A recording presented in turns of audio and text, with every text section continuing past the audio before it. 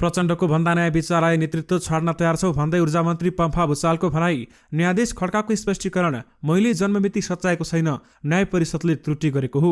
स्थायी कमिटी बैठकमा प्रचण्डको राजनीतिक प्रतिवेदन वाचन। प्रहरीकै मोटरसाइकल लिएर कैदी फरार। काठमाडौँका मेयर साक्य र सहसचिव गेवालीलाई अख्तियारले यसरी दियो उन्मुक्ति। व्यर्थै बित्यो प्रदेश 1 सरकारको 2 महिना। काठमाडौँ सहित 8 जिल्लाका बालबालिकाहरूलाई फाइजर खोप अनिश्चित। राजनीतिबाट विश्राम लिएको छैन, अल्पविराम मात्र हो भन्दै रामचन्द्र पौडेलले भने। त्रिवीमा खुला प्रतिस्पर्धा नरोक्न माग गर्दै सर्वोच्चमा रिट दर्ता।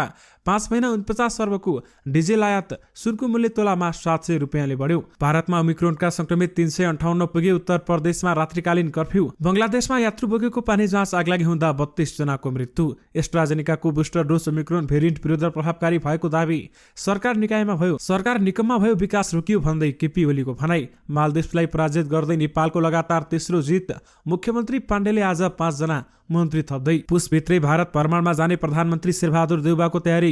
एससी परीक्षा खारेज गर्न शिक्षा समितिको निर्देशन। U19 एसिया कपमा नेपालले बंगलादेशसँग प्रतिस्पर्धा गर्दै थप 6,64,000 डोज फाइजरको खोप नेपाल आइपुग्यो। सैन्य सम्झौतामा हस्ताक्षर गर्न अमेरिकाको ताकेता रक्षा मन्त्रीलाई पेन्टागनमै निम्तो। यसबारे पूरै जानकारी। दर्शक महानुभाव नमस्कार। स्मार्ट खबरको न्युज बुलेटिनमा यहाँहरूलाई हार्दिक स्वागत छ। म रेन्डु पनि सदाको चाहिँ आज पनि हामी उपस्थित भइसकेका छौँ आजका महत्त्वपूर्ण समाचारहरू लिएर। हामीलाई अन्तिमसम्म हेर्नुहोला अनि हाम्रो मेहनतका लागि यो भिडियोमा एउटा लाइक अवश्य गर्नुहोला। दर्शक महानुभाव पल पलको न्युज अपडेटका लागि हाम्रो च्यानललाई सब्स्क्राइब गरी नजिकै आउने बेल आइकनलाई क्लिक गर्नुहोला। कहाँबाट हेर्दै हुनुहुन्छ अनि के कस्तो लाग्दैछ आफ्ना कुराहरू तलको कमेन्ट बक्समा कमेन्ट गर्नुहोला। दैनिक रूपमा हेर्नुहुन्छ भने रेगुलर भनेर लेख्नुहोला, आज पहिलोचोटि हो भने फर्स्ट टाइम भनेर लेखिदिनुहोला। दर्शक महानुभाव देशभित्रबाट हामीलाई हेरिरहनु भएको छ भने आफ्नो गाउँ ठाउँ सहर अनि जिल्लाको नाम लेखिदिनु होला। विदेशबाट हामीलाई हेरिरहनु भएको छ भने कुन देशबाट हेरिरहनु भएको छ त्यो कुरा पनि तलको कमेन्ट बक्समा कमेन्ट गर्नुहोला। आउनुहोस् दर्शक महानुभाव आजका मुख्य समाचार सुरु गरौँ। प्रचण्डको भन्दा न्याय विचार आए, नेतृत्व छाड्न तयार छौ भन्दै ऊर्जा मन्त्री पम्फा भुसालले भनेको प्रसङ्गबाट। नेकपा माओवादी केन्द्रकी नेत्री पम्फा भुसाल राष्ट्रिय सम्मेलनबाट महासचिव हुन चाहन्छन्। अध्यक्ष पुष्पकमल दाहाल प्रचण्डले नेतृत्वमा निरन्तर नजिक रहेर काम गर्दै आएकी भुसाल प्रचण्डको भन्दा नयाँ विचार लिएर कोही आए नेतृत्व छोड्न पनि तयार रहेको बताउँछिन्। कसैले नयाँ विचार लिएर आयो भने प्रचण्डको वरिपरि रहेका नेतृत्व छोड्न तयार हुनुहुन्छ भन्ने प्रश्नमा उनको जवाफ रहेको छ, कसैले लिएर आए त छोडिहालिन्छ नि। सम्मेलनको संगठनात्मक तयारी करिब सकिएको छ भने 7 भौगोलिक र 3 गैर भौगोलिक विदेश प्रदेशहरूको सम्मेलन र प्रतिनिधि चयन सकिएको छ। विभागहरूबाट प्रतिनिधि पठाउने काम टुङ्गिएको छ भने व्यवस्थापकीय पाटो पनि करिब सकिएको छ। वैचारिक राजनीतिक प्रस्ताव पार्ने जिम्मा अध्यक्ष कमरेडको छ। आज स्थायी कमिटीको बैठक बस्दैछ, त्यहाँ राजनीतिक प्रतिवेदन प्रस्तुत होला। त्यसमाथि छलफल गरेर केन्द्रीय समिति र राष्ट्रिय सम्मेलनमा प्रस्तुत हुन्छ भन्दै ऊर्जा मन्त्री पम्फा भुसालले भनेकी छिन्। दाङमा कर्तव्यज्यान मुद्दामा 20 वर्ष कैद फैसला भएर सजाय भुक्तान गरिरहेका एक कैदी प्रहरीकै मोटरसाइकल चढेर फरार भएका छन्। घोराई स्थित कारागारमा रहेका राजपुर गाउँपालिका 28 का जयराम परिवार बिहीबार दिउँसो अस्पतालबाट भागेका हुन्। घोराई कारागारबाट नाइको समेत रहेका परिवार बिहीबार दिउँसो फरार भएको जिल्ला प्रहरी कार्यालय प्रमुख एसपी सुरेश काप्लेले जानकारी दिनुभएको छ। उनका अनुसार परिवार बिहान छालाको उपचार गर्न भन्दै घोराई स्थित एक अस्पतालमा बिहान 11 बजेतिर प्रहरी जवान धनबहादुर चौधरीसँगै उल्लु 34 प 410 नम्बरको मोटरसाइकल चढेर गएका थिए भने उपचारका लागि भनेर हत्कडी खोलेपछि परिवार प्रहरी जवान चौधरीकै मोटरसाइकल लिएर भागेको जिल्ला प्रहरी प्रमुख एसपी सुरेश काब्लेले बताउनु भएको छ। उनका अनुसार प्रहरी जवान चौधरीको मिलिमतोमा परिवार भागेको आशंका रहेको छ। घटनाबारेमा प्रहरी जवान चौधरीले दिउँसो 4 बजेतिर मात्रै जानकारी गराएका थिए र चौधरीको भूमिका शंकास्पद देखेपछि उनलाई थानामा राखेर अनुसन्धान भइरहेको छ र फरार भएका परिवारको खोजीमा प्रहरी परिचालन गरिएको एसपी काफ्लेले बताउनु भएको छ। प्रदेश 1 का मुख्यमन्त्री राजेन्द्र राईको 2 महिने अवधि अलमल र विवादमै रुमलिएको छ। गत कार्तिक 16 गते सरकार गठनपछि सत्तारूढ गठबन्धनमा रहेको नेपाली कांग्रेस र माओवादी केन्द्र महाधिवेशन र सम्मेलनमा केन्द्रित हुँदा मुख्यमन्त्री राई उद्घाटन र सम्बोधनमा व्यस्त रहेका थिए। सत्तारूढ 2 दलहरू पार्टी गतिविधिमा केन्द्रित हुँदा मुख्यमन्त्री राईले मन्त्री नै नभएको 2 मन्त्रालयमा रहेको 4 स्वकीय सचिवको नियुक्त र रात्रिकालीन कन्सर्टमा गरेको नृत्य समेत विवादमा परेको थियो। सरकार विस्तार गर्न नसकेको आरोप खिपिरहेका मुख्यमन्त्री राईले सरकारको न्यूनतम प्राथमिकता कार्यक्रम पनि आफै सार्वजनिक गरेका छैनन्। आफैपछि स्वकीय सचिव नियुक्त गरेपछि एकीकृत समाजवादी भित्री असन्तुष्टि बढेको छ। सरकारको नियमित गतिविधिका काम भएका छैनन् र नेकपा एकीकृत समाजवादीका एक नेताले भनेअनुसार मन्त्रीविहीन मन्त्रालयमा स्वकीय सचिव नियुक्त गर्ने व्यावहारिक होइन भन्दै बताइएको छ। यानि कि प्रदेश 1 सरकारको 2 महिना व्यर्थै बितेको बताइएको छ। काठमाडौँ उपत्यका सहित 8 जिल्लाका बालबालिकाहरूलाई लक्षित गरी सञ्चालन हुने फाइजर खोप अभियान अनिश्चित बनेको छ। स्वास्थ्य तथा जनसङ्ख्या मन्त्रालयले पुस 13 गतेदेखि 8 जिल्लाका 12 देखि 17 वर्षका बालबालिकाहरूलाई लक्षित गरी फाइजर खोप अभियान सञ्चालन गर्ने सूचना समेत जारी गरेको छ। खोपमा प्रयोग हुने गोलक पदार्थ र सिरिन्जमा आउनमा ढिलाइ हुँदा खोप अभियान अनिश्चित बनेको स्वास्थ्य मन्त्रालयका अधिकारीहरू बताउँछन् भने स्वास्थ्य सेवा विभागको व्यवस्थापन महाशाखा अन्तर्गतको आपत्ति शाखाका फार्मेसी अधिकृत बडेबहादुर थापाका अनुसार आज खोप आएको समेत बताइएको छ। स्वास्थ्य मन्त्रालयले पुस 13 गतेदेखि काठमाडौँ, भक्तपुर, ललितपुर, काभ्रे, चितवन, सिन्धुली, डडेलधुरा र सुर्खेतमा फाइजर खोप सञ्चालन गर्ने कार्यतालिका बनाएको थियो। नेपाली कांग्रेसका वरिष्ठ नेता रामचन्द्र पौडेलले आफूले राजनीतिक यात्राबाट विश्राम नलिएको बताएका छन्। बिहीबार विज्ञप्ति जारी गर्दै पौडेलले पार्टीको केन्द्रीय समितिमा निर्वाचित पदाधिकारी र सदस्यहरूलाई बधाई दिँदै आफ्नो राजनीतिक यात्रा जारी रहेको समेत बताएका छन्। मेरा साथीहरूले रामचन्द्रजीले अब पार्टीको चुनाव लड्नु हुँदैन, जोगिएर रहनुपर्छ भनेको हुनाले प्रतिस्पर्धाबाट नै अलग रहने निर्णयमा पुगे। त्यस निर्णयप्रति इमान्दार रहन मतदानबाटै अलग रहे उनले विज्ञप्तिमा भनेका छन्। यसरी अलग बस्नु राजनीतिक यात्रामा विश्राम होइन, केही क्षणको अल्पविराम मात्र हो। मेरो राजनीतिक यात्रा जारी छ भन्दै उहाँले बताउनु भएको छ। संसदको शिक्षा तथा स्वास्थ्य समितिले एसी परीक्षा खारेज गर्न शिक्षा विज्ञान तथा प्रविधि मन्त्रालयलाई निर्देशन दिएको छ। बिहीबार बसेको समितिको बैठकले कक्षा 12 सम्म स्कुल तह भएकाले खारेज गर्न समितिले निर्देशन दिएको हो। समितिका सभापति जयपुरी घरतीले छलफल गरेर नै खारेज गर्ने निर्णय गरेको बताएकी छन् भने उनले भनेकी छन्, कोभिडको बेलामा पनि धेरै पटक हामीले छलफल गर्यौं। कक्षा 12 सम्म स्कुल तह भएको एससी नै गराउनुहुन्न। शिक्षा मन्त्रीलाई यो कार्यक्रम गर्न माग र निर्देशन दिन्छौं भन्दै बताएको छ। त्यसैले समितिले बाल शिक्षकहरूको परिश्रमका आधारमा सम्बन्ध पूरा पारिश्रमिक नपाएका शिक्षकहरूलाई तत्काल पारिश्रमिक उपलब्ध गराउनु पनि सरकारलाई निर्देशन दिएको समेत बताइएको छ। विशेष गरी एसई परीक्षा खारेज गर्न शिक्षा समितिले निर्देशन दिएको छ।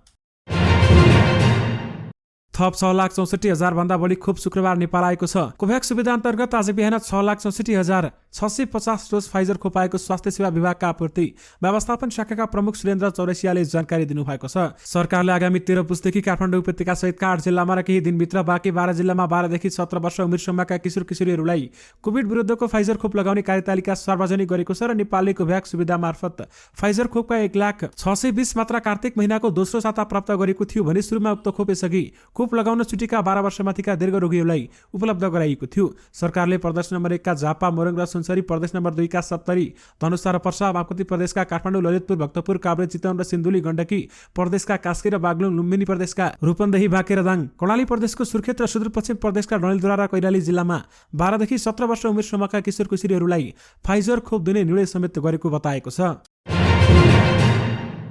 नेपालमा अमेरिकी सहयोग परियोजना मिलेनियम च्यालेन्ज कर्पोरेसन एमसीसी सम्झौतामाथि बहस भइरहँदा अमेरिकाले प्रस्ताव गरेको अर्को एउटा सैन्य सहकारी सम्बन्धी समझदारी पत्रमा हस्ताक्षर गर्न वाशिंगटनबाट ताकेता भएको पाइएको छ। अमेरिकी स्टेट पार्टनरशिप प्रोग्राम एसपीपी अन्तर्गत अमेरिका सेना र नेपाल सेनाबीच दीर्घकालीन सहकारी गर्ने सामरिक महत्त्वको प्रस्ताव नेपालले 5 वर्षदेखि अघि नबढाई राखेको सैनिक अधिकारीहरू बताउँछन्। अमेरिकाले सैन्य सहकारी सम्बन्धी उक्त समझदारी पत्रमा हस्ताक्षरका लागि नेपाललाई पटक पटक ताकेता गर्दै आएको छ। पछिल्लो पटक शेरबहादुर देउवा नेतृत्वको सरकार बनेपछि नेपाल र अमेरिका बीच कूटनीतिक छलफल र बैठकहरूमा वाशिंगटनले बारम्बार स्टेट पार्टनरशिप प्रोग्राम नेपाली सेनाको सहभागिता बारेमा प्रतिबद्धता माग गर्दै आएको छ। निवर्तमान रक्षा मन्त्री डाक्टर मिनेन्द्र रिजालले स्टेट पार्टनरशिपमा नेपाली सेनाको सहभागिता बारेमा अमेरिकासँग छलफल भएको र त्यसबारेमा आफूले सकारात्मक जवाफ दिइसकेको बताएका छन् र उनले यसबाट नेपाली सेनाको विपरीत लड्ने क्षमता समेत विकास हुने बताएका छन्। निवर्तमान रक्षा मन्त्री डाक्टर रिजाल सन् 2015 मै स्टेट पार्टनरशिप प्रोग्राममा सहकार्य गर्ने विषयमा अमेरिकासँग छलफल भए पनि नेपालका तर्फबाट निकै अलमल गरिएको समेत बताउँछन्। दर्शक महानुभाव, तपाईहरुलाई यस बारेमा के लाग्छ त? हामीलाई यो भिडियोको कमेन्ट बक्स मार्फत कमेन्ट गर्न भने नबिर्सिनुहोला।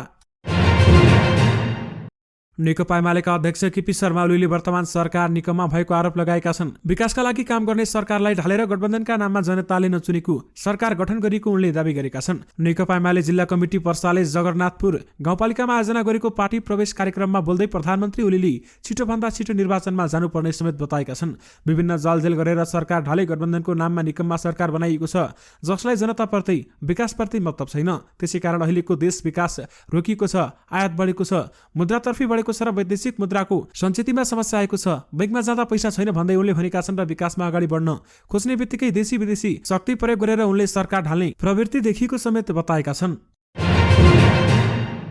एसियन सिनियर सेन्ट्रल जोन पुरुष तथा महिला भलिबल च्याम्पियनसिपमा नेपाल महिला राष्ट्रिय भलिबल टिमले लगातार दोस्रो खेलमा जित निकालेको छ। शुक्रबार ढाकाको वीरपुर स्थित शहीद सुरबार्दे इन्डोर हलमा भएको आफ्नो दोस्रो खेलमा नेपालले मालदिप्सलाई 3-0 को सोझै सेटमा पराजित गरेको थियो। नेपाल विरुद्ध निरीह देखिएको भन्दै मालदिप्स कुनै पनि समयमा खेलमा फर्कन सकेन। मालदिप्स विरुद्ध नेपालले 25-11 र 25-9, 25-5 को सहज सेटमा जित निकालेको छ र आफ्नो पहिलो खेलमा नेपालले बिहीबार श्रीलङ्कालाई पराजित गरेको थियो। नेपाली महिला टिमले सुरुवातबाटै मालदिप्सलाई दबावमा राखेको थियो भने सुरुबाटै लिड बनाएको नेपालले एकपटक पनि पछि फर्कनु परेन। पहिलो खेलमा श्रीलङ्का विरुद्ध प्रतिस्पर्धात्मक खेलमा 3-2ले जित निकालेको नेपालले दोस्रो खेलमा सहज जितसँगै नेपालले 2 खेलमा 5 अङ्क समेत बनाएको छ। लगातार 2 जितले नेपालको फाइनल सम्भावना बलियो बनेको छ र 6 टिम सहभागी प्रतियोगिता नेपालले भोलि शनिबार घरेलु टोली बंगलादेशको सामना गर्नेछ भन्दै बताइएको छ। प्रधानमन्त्री शेरबहादुर देउवाले भारत भ्रमणमा जाने तयारी गरेका छन्।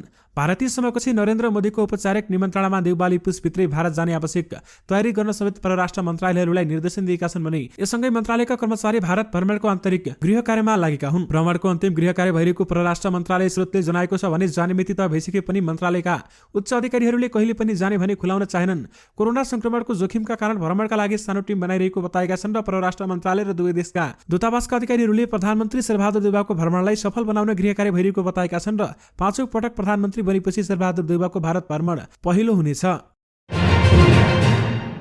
खोप निर्माता कम्पनी एस्ट्राजेनेकाले उत्पादन गरेको कोभिड खोपको बुस्टर डोज कोभिड-19 को नयाँ ओमिक्रोन भेरिएन्ट विरुद्ध प्रभावकारी देखिएको पाइएको छ। बेलायतको अक्सफोर्ड विश्वविद्यालयले ल्याबमा गरेको अध्ययनबाट आफ्नो कोभिड खोप तेस्रो पटक वा बुस्टर डोज लगाउँदा नयाँ ओमिक्रोन भेरिएन्ट विरुद्ध प्रभावकारी हुने देखिएको एस्ट्राजेनेकाले दावी गरेको छ। तेस्रो डोज ओमिक्रोनको हकमा समेत डेल्टा भेरिएन्ट जत्तिकै प्रभावकारी हुने कम्पनीको भनाइरहेको छ भने एस्ट्राजेनेकाको बुस्टर डोज लगाएपछि वृद्धि हुने एन्टिबडीको मात्रा कोभिड-19 संक्रमणबाट निको भएपछि बढ्ने भन्दा बढी हुने रोइटर्सले जनाएको छ। तर अक्सफोर्ड विश्वविद्यालयमा गरिएको अध्ययनको स्वतन्त्र विश्लेषण पीआर भ्यू हुन भने बाँकी रहेको छ र अर्को खोप निर्माता कम्पनी मोडर्ना समेतले नयाँ ओमिक्रोन भेरिएन्ट विरुद्ध आफ्नो कोभिड खोपको बुस्टर डोज निकै प्रभावकारी भएको बताइसकेको छ। मोडर्नाले प्रारम्भिक तथ्यबाट मोडर्ना खोपको बुस्टर डोज ओमिक्रोन विरुद्ध निकै प्रभावकारी देखिएको समेत बताएको छ। छिमेकी मुलुक भारतमा कोभिड-19 को नयाँ ओमिक्रोन भेरिएन्टका संक्रमित 358 पुगेका छन्। भारतमा पछिल्लो 24 घण्टामा 6650 जना नयाँ कोरोना संक्रमित थपिएको र 374 जना संक्रमितको मृत्यु भएको भारतीय समाचार माध्यमहरूले जनाएका छन्। त्यस्तै ओमिक्रोनबाट संक्रमित हुनेको संख्या 358 पुगेको बताइएको छ। ओमिक्रोनका संक्रमित मध्ये सबैभन्दा धेरै महाराष्ट्रमा रहेका छन्। त्यहाँ आजसम्म 88 जनामा उक्त भेरिएन्टको संक्रमण पुष्टि भएको छ भने दोस्रो स्थानमा रहेको दिल्लीमा भने 67 जनामा कोरोना भाइरसको संक्रमण पुष्टि भएको बताइएको छ। यसैबीच उत्तर प्रदेशमा शनिबारदेखि रात्रिकालीन कर्फ्यू लगाइने भएको छ भने उत्तर प्रदेश सरकारले ओमिक्रोनका संक्रमित बढिरहेका बेलामा पूर्व सावधानी स्वरूप राति 11 बजेदेखि बिहान 5 बजेसम्म कर्फ्यू लगाउने निर्णय गरेको छ र मध्य प्रदेश सरकारले हिजो नै रात्रिकालीन कर्फ्यू लगाउने घोषणा गरिसकेको छ। सुन र चाँदीको मूल्य बढेको नेपाल सुनचाँदी व्यवसायी महासंघले जनाएको छ। महासंघका अनुसार सुनको मूल्य एकै दिन तोलामा 700 रुपियाँले बढेको छ भने चाँदीको मूल्य पनि तोलामा 15 रुपियाँले बढेको छ। हिजो तोलामा 700 रुपियाँले घटेर 92,600 रुपियाँमा कारोबार भएको छापावाला सुनको मूल्य आज भने 93,300 रुपियाँमा कायम भएको छ। आजका लागि तेजाबी सुनको कारोबार मूल्य 92,800 रुपियाँ तोकिएको छ। यस्तै चाँदीको तोलामा 15 रुपियाँले बढेर 1,260 रुपियाँ पुगेको छ। सर्वोच्च अदालतकी न्यायाधीश मीरा खड्काले आफ्नो जन्ममिति बारेमा उठेको विवादमा स्पष्टीकरण दिएकी छिन्। खड्काले सोमबार विज्ञप्ति जारी गर्दै आफूले एउटा मात्र नागरिकता लिएको र आफ्नो जन्ममिति 2014 2 महिना 2 गते नै भएको बताएकी छिन् र आफूले 28 माघ 2033 मा जिल्ला प्रशासन कार्यालयबाट लिएको नागरिकतामा उमेर 19 वर्ष भए पनि सम्पूर्ण शैक्षिक प्रमाणपत्र तथा अरू कागजातमा जन्ममिति 2014 2 महिना 2 गते नै कायम रहेको समेत उनले बताएकी छन्। यद्यपि न्याय परिषदले बुलेटिन प्रकाशित गर्ने क्रममा केही वर्ष त्रुटिवश आफ्नो जन्ममिति 2013-10-28 उल्लेख भएको पाइएको र परिषदले नै त्यो त्रुटि सच्याएको समेत उनले बताएकी छन्। न्यायाधीश खड्काले विज्ञप्तिमा यस्तो बताएकी हुन्। नेकपा माओवादी केन्द्रको स्थायी कमिटीमा अध्यक्ष पुष्पकमल दाहाल प्रचण्डले आफ्नो राजनीतिक प्रतिवेदन पेश गरेका छन्। पार्टी कार्यालय पिरिसडाँडामा शुक्रबार बिहान बसेको बैठकमा प्रचण्डले आफ्नो प्रतिवेदनको वाचन गरेका थिए र त्यसबारेमा दिउँसो 3 बजे बस्ने बैठकमा छलफल हुने प्रवक्ता कृष्णबहादुर महराले जानकारी दिएका छन्। बोलपत्रको अनिश्चित मूल्याङ्कन प्रतिवेदन तयार गरेर भवनको ठेक्कामा लगाउने कार्यमा काठमाडौँ महानगरपालिकाका मेयर विद्यासुन्दर साक्य र प्रमुख प्रशासकीय अधिकृत राजेश्वर गेमालीको प्रत्यक्ष संलग्नता देखिएको छ भने बोलपत्रहरूको मूल्याङ्कन प्रतिवेदनमा गलत लिखित तयार गरी निर्माण व्यवसाय सम्बन्धी छनौट गरेको ठहर गर्दै अख्तियार दुरुपयोग अनुसन्धान आयोगले 29 मङ्सिरमा महानगरका 5 जना कर्मचारी विरुद्ध विशेष अदालतमा भ्रष्टाचार मुद्दा दायर गरेको छ। टिकुमा बनाउन लागि प्रशासकीय भवन ठेक्कामा लगाउँदा भ्रष्टाचार भएको अख्तियारको निष्कर्ष भएको छ भने तर समानान्तर निर्माण सेवालाई नै ठेक्का दिने गरी तयार पारेको प्राविधिक मूल्याङ्कन प्रतिवेदन प्रशासकीय अधिकृत सहसचिव गेमालीले रुजु गरेर स्वीकृतिका लागि पेश गरेका थिए भने मेयर साक्यले सदर गरेको पाइएको छ। तर मूल्याङ्कन प्रतिवेदन तयार गर्नेहरूमाथि मुद्दा चलाउने अख्तियार सोही प्रतिवेदनको रुजु र सदर गर्ने कार्यकारी अधिकृत गेमाली र मेयर साक्य बारेमा मौन रहेको छ। नेपालको ठेक्का प्रक्रियामा विरलै हुने घटना काठमाडौँ महानगरपालिकाले बनाउन लागेको भवनमा भएको छ भने जसमा प्रतिवेदन पेश भएकै दिन प्रशासकीय अधिकृत गेमाली र मेयर साक्यले सदर गरेर आर्थिक प्रस्ताव खोल्ने बाटो खुलाएका थिए र साथमा मेयर साक्य र सहसचिव गेमालीलाई अख्तियारले सजिलै उन्मुक्ति दिएको छ। त्रिभुवन विश्वविद्यालयको उपप्राध्यापक पदको लिखित परीक्षा सञ्चालनको माग गर्दै सर्वोच्च अदालतमा रिट दायर भएको छ। त्रिवी सेवा आयोगले 2077 फागुन 9 गते दरखास्त आह्वान गरेको उपप्राध्यापक पदको परीक्षा स्थगित गरेपछि दरखास्त भरेका परीक्षार्थी रमेश विष्ट र मनिता खत्रीले बिहिबार सर्वोच्च अदालतमा रिट दायर गरेका हुन्। त्रिवी सेवा आयोगको गत साउन 18 गते सञ्चालन गर्नुपर्ने लिखित परीक्षा गरेको र अहिले करारमा रहेको शिक्षकहरूलाई स्थायी गर्ने तर आफूलाई प्रतिस्पर्धाबाटै वञ्चित गर्न खोजेको भन्दै उनीहरूले रिट दिएका हुन्। विशेष गरी त्रिभुवन विश्वविद्यालयमा खुला प्रतिस्पर्धा नरोक्न माग गर्दै सर्वोच्चमा रिट दर्ता गरिएको छ। नेपालले डिजेल आयातमा गत वर्षभन्दा झण्डै दोब्बर रकम खर्च गरेको छ। गत वर्षको तुलनामा डिजेलको आयात परिणाम 15.5% मात्रै वृद्धि भए पनि अन्तर्राष्ट्रिय बजारमा बढेको मूल्यका कारण डिजेलका लागि गरिने लगानी दोब्बरले बढेको भन्सार विभागले जनाएको छ।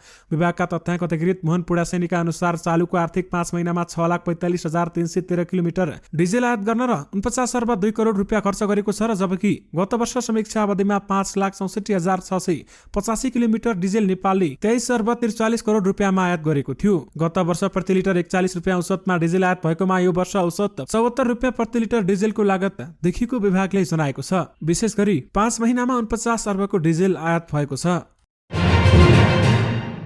बागमती प्रदेशको मुख्यमन्त्री राजेन्द्र प्रसाद पाण्डेले आज मन्त्री परिषद विस्तार गर्ने तयारी गरेका छन्। मुख्यमन्त्री पाण्डेले आज नेपाली कांग्रेसको 5 जनालाई सरकारमा लैजाने तयारी गरेका हुन्। पाण्डेले आज 3 जना फुल मन्त्री र 2 जना राज्यमन्त्री नियुक्त गर्न लागेको बुझिएको छ भने यसअघि तेस्रो पटक भएको मन्त्री परिषद विस्तार कांग्रेस पार्टीको महाधिवेशनको कारण सहभागी भएको थिएन भने त्यसैले पाण्डेले आज कांग्रेसलाई मात्रै समेटेर मन्त्री परिषदलाई पूर्णता दिन लागेका हुन्। आज उनले कांग्रेसको भागमा परेको उद्योग वाणिज्य तथा आपूर्ति मन्त्रालय, संस्कृति तथा पर्यटन मन्त्रालय र भूमि व्यवस्था, सहकारी तथा गरीब निवारण मन्त्रालयमा मन्त्री नियुक्त गर्न लागेको समेत स्रोतले बताएको छ। यी मन्त्रालयहरूमा को मन्त्री बन्दैछन् भन्ने बारेमा टुङ्गो लागिसकेको छैन। कांग्रेसको संसदीय दलको नेता इन्द्रबहादुर बनिया एटौँडा भइरा भएकाले मन्त्री बन्नेहरूको नाम भने अहिलेसम्म टुङ्गो नलागेको स्रोतले बताएको छ। स्रोतका अनुसार बानियाले आज दिउँसो एटौँडामा आएर मन्त्रीको टुङ्गो लगाउने भएको बताएको छ। युएईमा सुरु भएको एससीसी U19 एसिया कप क्रिकेटमा नेपालले आज बंगलादेशसँग प्रतिस्पर्धा गर्ने भएको छ। आफ्नो पहिलो खेलमा टेस्ट राष्ट्र बंगलादेशको सामना गर्दा नेपाल आफ्नो उत्कृष्ट लय देखाउने धन्नमा हुनेछ। युएईको शारजाह मैदानमा हुने खेल 11:15 मा सुरु हुनेछ भन्दै बताइएको छ। जारी प्रतियोगिता नेपाल अन्डरडगको छवि बनाउने प्रयासमा हुनेछ भने विश्वविजेता बंगलादेशले भने नेपाललाई हराउँदै एसिया कपमा पनि आफ्नो प्रभावशील प्रदर्शनको सुरुमा रहेको छ। नेपाल र बंगलादेश बीच भएका पछिल्ला 5 खेलमा नेपालले बंगलादेशलाई हराउन सकेको छैन भने समूह बीमा रहेको नेपालले दोस्रो खेल श्रीलङ्का 26 डिसेम्बरमा खेल्नेछ। 2008 को जनवरी 26 मा भएको खेल वर्षाका कारण रद्द भएको थियो भने त्यसपछि भएका सबै 4 खेलमा नेपाल पराजित भएको थियो। दर्शक महानुभाव, यससँगै तपाईहरुमाझ आजका सबै मुख्य समाचारहरू राखिसकेका छौं। फेरि पनि तपाईहरुमाझ नयाँ रिपोर्टहरू लिएर उपस्थित हुने नै छौं। अहिलेलाई भने मलाई बिदा दिनुस्। नमस्कार।